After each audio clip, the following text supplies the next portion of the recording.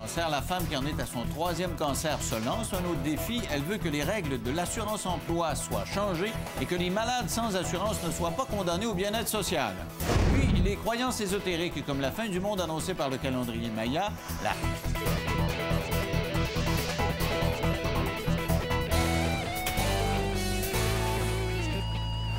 Si vous travaillez à votre compte ou pour une compagnie sans assurance salaire, priez pour ne pas être malade. Si vous avez le cancer, vous devez arrêter de travailler et vous concentrer sur votre combat contre la maladie.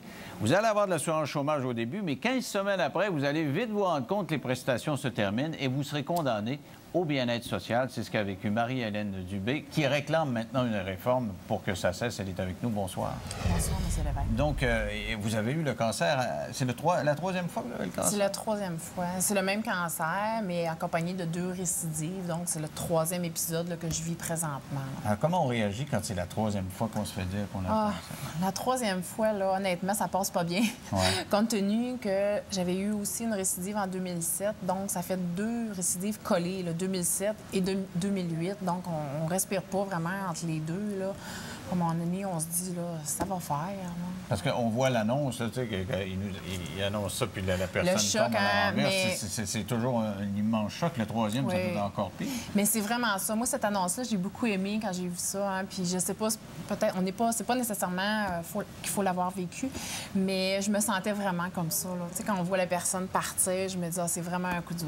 Et dans l'annonce, on voit que c'est dur pour les autres, parce que quand elle annonce, la femme, à son mari, à ses enfants, qu'elle a le cancer, tout le monde s'est projeté derrière. Ça a été la même chose quand vous c'est la même chose. Hein? Ça a un impact sur toute la famille. Ça touche tout le monde. On aimerait donc. Déjà, on est malade, c'est difficile. Puis on voudrait éviter ça, que ça affecte les gens de notre entourage, mais ça affecte tout le monde. Ça affecte notre famille immédiate, conjoint, les enfants. Vous avez combien d'enfants? J'en ai 2. J'ai un conjoint qui en a 2. Donc, on s'occupe. Donc, ça fait 4 enfants, là. Ça fait 4. C'est une PME en soi. C'est une PME, oui, en effet. Puis il faut faire rouler tout ça aussi. Puis on essaye à travers ça que les enfants ne vivent pas que dans le négatif et les enfants ne vivent pas toujours dans une énergie d'inquiétude ou que ça soit sombre et tout ça. Fait que ça aussi, pour sauvegarder un peu là, ce feeling-là et tout ça, mais ça prend beaucoup d'énergie aussi, ça. Donc, ça prend de l'énergie pour combattre la maladie, mais aussi pour être d'attaque. Oui. Pour inspirer un peu les autres, dans le fond, pour pas c'est ça, tout le monde. c'est ça. Tu sais, moi, je dis, en quelque part, il faut se sauver un petit peu la face. Si j'habitais toute seule, il y a des journées peut-être que je serais moins en forme puis que je me laisserais peut-être un peu plus aller. Dans un sens, c'est correct aussi parce que ça m'oblige un petit peu à me motiver puis à me dire, bien, regarde, là, j'ai du monde qui vont arriver de l'école tantôt puis j'ai quelqu'un qui va arriver. Donc, il y a une motivation aussi à travers ça, là, même si c'est demandant. Bon, bien, on reçoit aussi.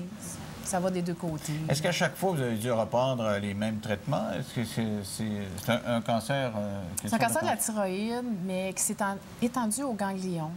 Habituellement, c'est un cancer qui se traite relativement bien. Dans mon cas, il est récalcitrant pour une raison qu'on ignore, là, ce qui fait que ça devient compliqué. Donc, moi, j'ai eu 2 chirurgies majeures.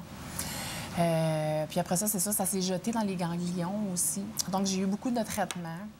Présentement, je suis encore en attente là, de traitement, comme je disais. C'est de la chimiothérapie? Non, la chimio n'est pas efficace dans ce cas-là. C'est la radiothérapie, mais c'est pas la radiothérapie conventionnelle. C'est avec de l'iode radioactif.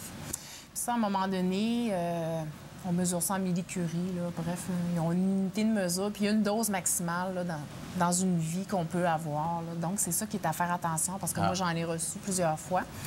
Donc, on est dans l'attente de ça, mais il faut surveiller là, le dosage parce que ça peut être dangereux là, aussi. On dit que la radiothérapie, c'est surtout après le traitement qu'il y a une espèce de baisse.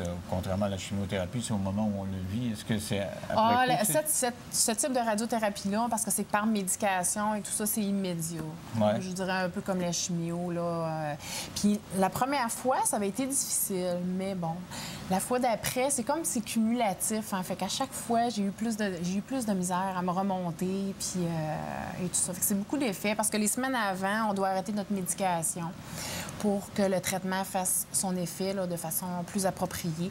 Donc, ça nous met déjà un petit à terre, finalement, avant le traitement. Fait que là, après ça, on fait notre traitement et on doit se remonter, là, recommencer la médication et tout ça. Donc, ça prend plusieurs semaines avant que ça se rebalance, là, tout ça. Là. Avez-vous de gros effets secondaires au moment où vous le recevez, le traitement?